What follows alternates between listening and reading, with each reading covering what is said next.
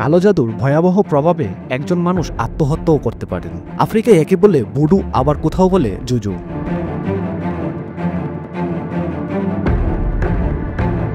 নিজের স্বার্থ হাসিলে কালো জাদুর জন্য একটি পুতুলই যথেষ্ট। এই কালো জাদু এক রহস্যময় অধ্যায়, যা হাজার বছর ধরে মানবজাতিকে ভীত করে রেখেছে। এই চর্চা সাধারণত অন্যের ক্ষতি বা কারো স্বার্থ সিদ্ধির জন্য করা হয়, যদিও আধুনিক যুগে অনেকেই একে কুসংস্কার বলেই মনে করেন। দেশে অভিনেত্রী তানিন সুবার মৃত্যুকে ঘিরে নতুন করে আলোচনায় এসেছে এক রহস্যময় শক্তি, যাকে কেউ বলছেন কালো জাদু, আবার কেউ বলছেন অভিশাপ।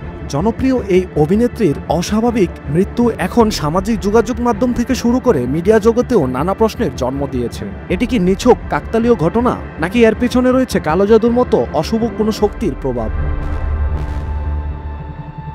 গত বছরের 19 মে নিজ ফেসবুক অ্যাকাউন্টে একটি পোস্টে তানিন জানান, কোনোদিন আমি তাবিজ ও কুফরিতে বিশ্বাস করিনি, কিন্তু এখন করি। সুস্থ একটা মানুষকে এভাবে মেরে ফেলার চেষ্টা করে কি লাভ? ঘরের আনাচে কানাচে কত কি যে পেলাম, আল্লাহ ছাড় দেন কিন্তু ছেড়ে দেন না। এই পোস্টে তিনি তার শারীরিক অবস্থার অবনতির পাশাপাশি কালো জাদুর প্রতি বিশ্বাস জন্মানোর কথা প্রকাশ করেন। এবছরের 2রা জুন তিনি গুরুতর অসুস্থ হয়ে পড়েন এবং শেষমেশ 10ই জুন চিকিৎসকরা তাকে মৃত ঘোষণা করেন। তানিনের মৃত্যুর পর তার পরিবার ও ঘনিষ্ঠদের দাবি ছিল তানিন কালো জাদুর শিকার। তার বাসায় একাধিক তাবিজ পাওয়া গেছে।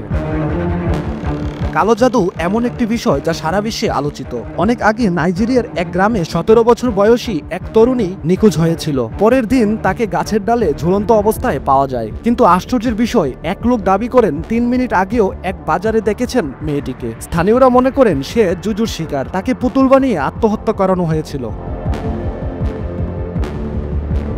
আফ্রিকার অনেক জায়গায় এখনো ভুডু ও জুজু নামে এমন কালো জাদুতে বিশ্বাস করেন হাজার হাজার মানুষ। তারা বলেন প্রেম, প্রতিশোধ, সুরক্ষা সবই সম্ভব একটি পুতুল দিয়ে। এ কাজে মানুষের চুল, নখ ও রক্ত ব্যবহার করে বানানো হয় ভুডু পুতুল। তারপর সেই পুতুলেই চালানো হয় জাদু।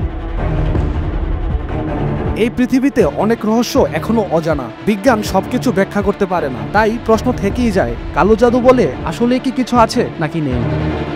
তুষার ঘোষ, মাছরাঙা টেলিভিশন।